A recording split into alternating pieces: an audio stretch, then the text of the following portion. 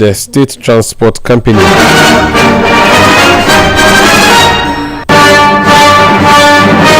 My guest is the Deputy Managing Director for the State Transport Company, Nuruddin Hamidan. He's joined me in the studio. Welcome to Point Blank. Thank you, my brother. How are you doing? I like your description of state on the wheel. Yeah, state on wheel. That's the clear description of STC. Except that your wheels are faulty. Don't worry. Very soon you'll begin to see changes. Positive changes. I'll ask you those changes. But you're also a former MC for Asokore Mampon, the area that covers Asawase. That's correct. So your MP is a Minister for the Interior. That's correct. Okay. How is Asawase doing? Asawase is good.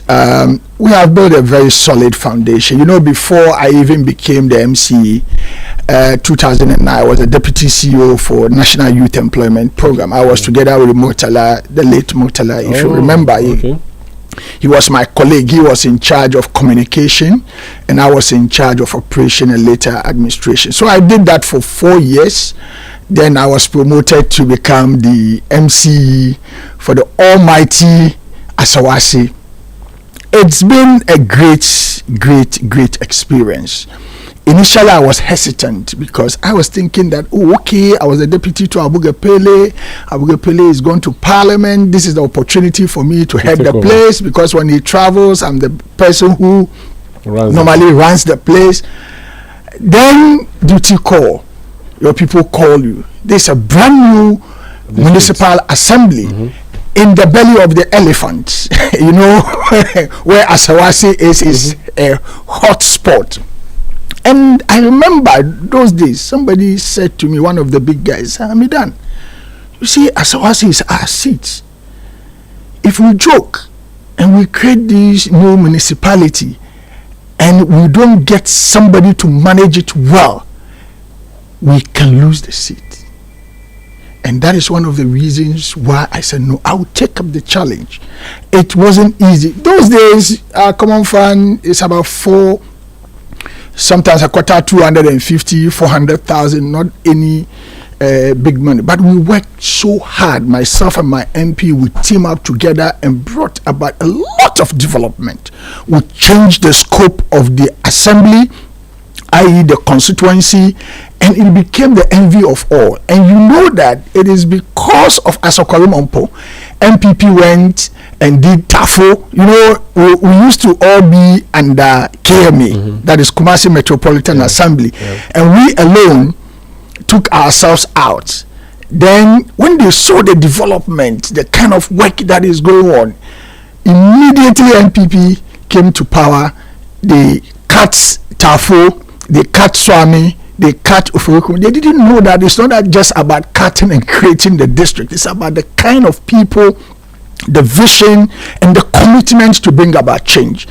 During our time, we did our best. We put out the best infrastructure. Almost every community has received good school. We did our roads. We had the E-block, one of them.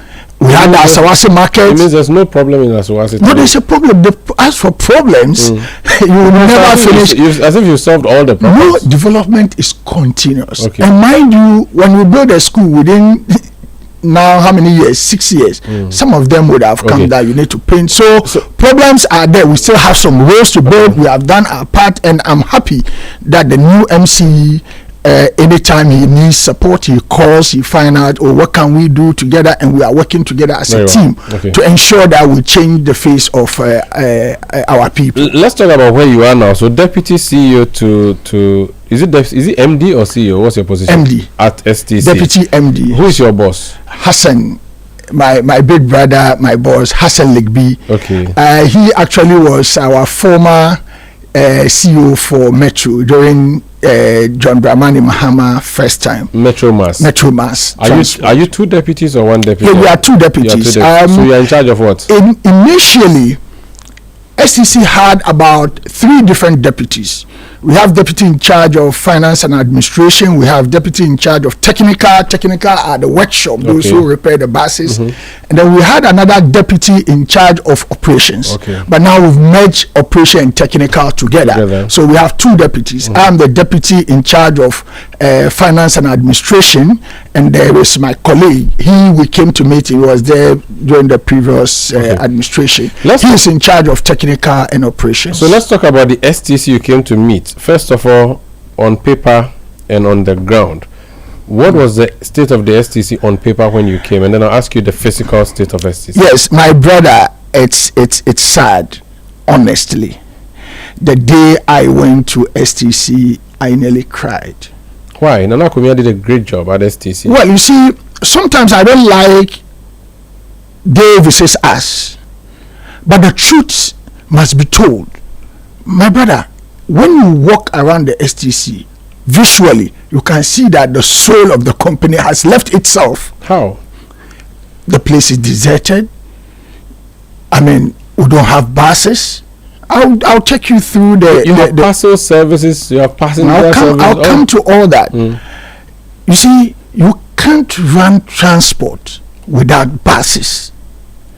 That is the work. That is the basic tool. It's like Omar Sanda. You can't do this work without mic. Any other thing, the earpiece and all that, they are secondary. But the basic is a microphone. Tool for a journalist is microphone.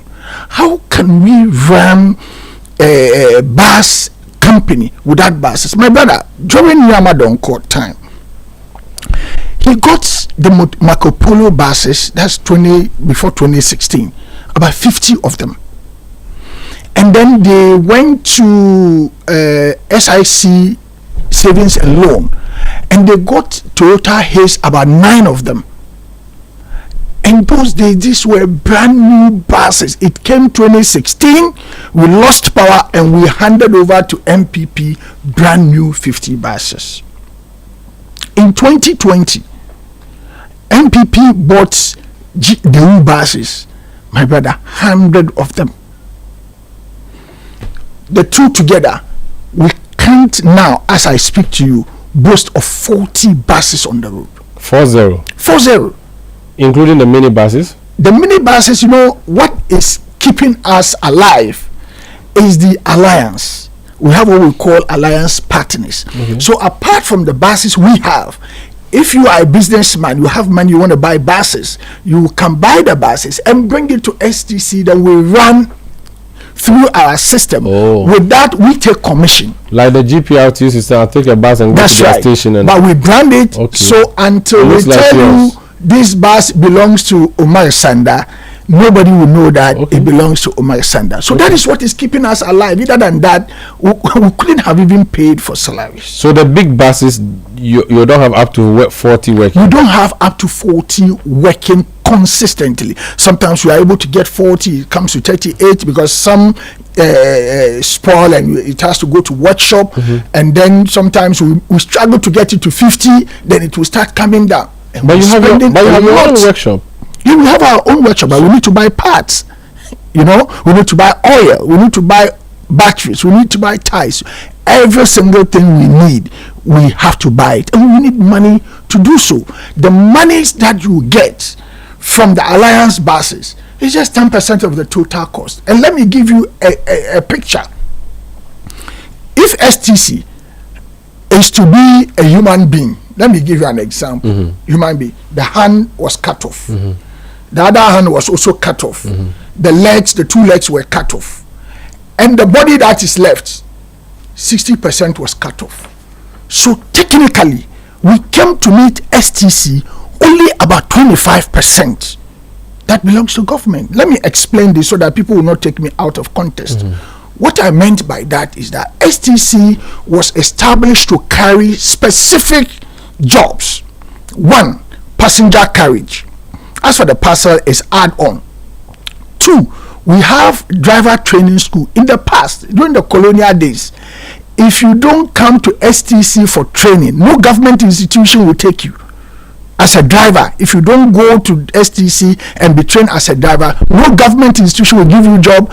diplomats, international community, NGOs, you will get a work as a driver. They will refer you to STC. That one has been privatized. That is number one. Number two, we have DVLA testing, where you test your vehicle to make sure that it's roadworthy. That the second one has also been privatized. Number three, we have valuation. You know, if you want to know the value of your vehicle, the place to go to get it is STC. All the courts, judicial system, the banks, so we are the state valuer. That one too was given out. To who? Privatized. It's given to private people to run. So now what is left for you? Now what is left is the passenger, and even the passenger, because of Alliance have over 150 buses, whilst STC has just about 40. So you can even see within that sector we are also struggling. So it means I could see, so out of every 15 buses I see, maybe only 4 belongs to STC. The remaining, maybe the 11, belong to a private person, but it is branded STC colors. So I would think that you are a sharp mathematician. No. Actually, no. If you don't say that, my maths paper would be very, very disappointed in you. I like the calculation. Meanwhile, the staff strength is still the same. We have close about 700 and a little over 700 staff. The bus was coming down, right? But the staff strength is the same. So when we came and saw all these things, we said, no, come on, we can't run state institutions like this. But if new buses were bought in 2020, so the last time STC bought new buses was 2020. Yeah, that's 100. 100. New plan? Did you say new plan? No, they were buses. What happened to those 100? Where are they?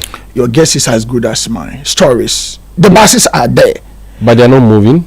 They are not. A lot of them are spoiled. Yes, you see, I don't want to go there, because when you try to say as it is, I remember I granted an interview some time ago, and the former MD was being personal about it, but that is the reality. If I come to an office, what I've met is what I've met, finished.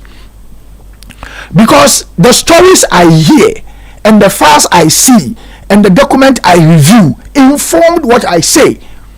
Because they will tell you that even the spec of the buses required is not what they get. As for, I'm not an engineer, but when I come and I see buses are not on the road, when I'll ask why, then when you ask the why, then things begin to unfold. Okay. So let me tell you what we have done. So when we came, we said, no, we have to set and reset the STC. And my brother, what is even more shocking is the kind of properties we have. You know, STC is located in strategic location across the country. Wherever you go, STC in the center of town. Instead of us leveraging on these assets, we were rather losing it. Let me give you a typical example. There's a building in Kumasi next to Stadium Hotel. That is a very nice bungalow as a duty post for top officials who travel to Kumasi. Then when we came, I was told that the former administration has given out to the owner of the Stadium Hotel. And you know the funny thing, that he should pull those buildings down and then put up hotel accommodation and then give us rooms so that when we come, we sleep. That's all? For 30 years and can be renewed for another 20 years. Not to be rented out? Not to be. No. Why do you rent and ask the person, have you ever seen that you rented a house and you ask the person to pull the house down and put a structure on it? Does it make sense to you? It depends on what the arrangement is. I'm looking at what STC stands to benefit. So if your only benefit is your management going to sleep there, not as if the management is going to sleep there, but so some rooms, and then they are supposed to pay some rent. But it's, my brother, you have a building and the building is for a purpose. Are you telling me that those who conceptualize the need to buy the land to build a building, excuse my language, they are not thinking. Maybe the buildings are old, and so they need to change. So you have to repair it. That is why you are there. Okay. You are there to manage transport. You are not there to manage real estate company. That's why we have states housing company. No, so you still have all your routes. Do you still go to all your? We have the route, but we don't run all the routes because we don't have. So which ones have you withdrawn from? Several of them. The international ones. Currently, we run Accra, Cape Coast, Accra, Takoradi, Accra, Kumasi, Accra, Tamale, Accra, Wa, Accra, Burkina. The international routes are 4. We do Abidjan, then we do Burkina Faso, we do Togo, and we do what do you call it? Cotonou. They are all running. They are all running. You don't do Nigeria. We don't do Nigeria, and it's one of the things that we have captured in our strategic plan. Now, next year we are expanding. We are expanding to Liberia, and we are expanding to Lagos. So if you watch my timeline, I think somewhere last month I had to go to Lagos and meet Honorable Baba Jamal, the ambassador, and the people there to recce and find out where we can get a place that will be suitable for station. So we are going there. Okay. And now let me just explain a little bit about our strategic plan. So when we came and saw all these problems, lack of professionalism, we don't have debt overhang. For instance, the first 2 weeks I came, when we did analysis, we got to know that our debt is around 200. But when we deep down, our debt alone is over 400 million Ghana cedi, STC. How do you want to run? Money is not coming. Suppliers are chasing you, right? And you have salaries to pay. We have statutory payment that we have not been able to meet. We have to sit down and negotiate. And so one of the first things we did was to bring all the debts together and do reconciliation. After the reconciliation, then we had a payment plan. Uji kakra, when we take something small, then we are rotating and we are paying small. And my brother, the shocking thing that has happened is our properties that are there for us to leverage on. People are renting shops there. People are doing washrooms. People are using those properties to do businesses that we can get money. We rather left it aloof. In June, when I put a team together, I said, no, under my the direction of my boss or the MD, say, let's go and take a list of all tenants. Tenants. My brother, you'll be shocked. When we did arrears, some for 10 years they have not paid rent, some 15 years they have not paid, and they occupy your property. They are occupying our property. In fact, every day we see them. We are with them across the country. I put one lady in charge and I said, under the direction of my boss, report directly to me on this. My brother, you'll be shocked.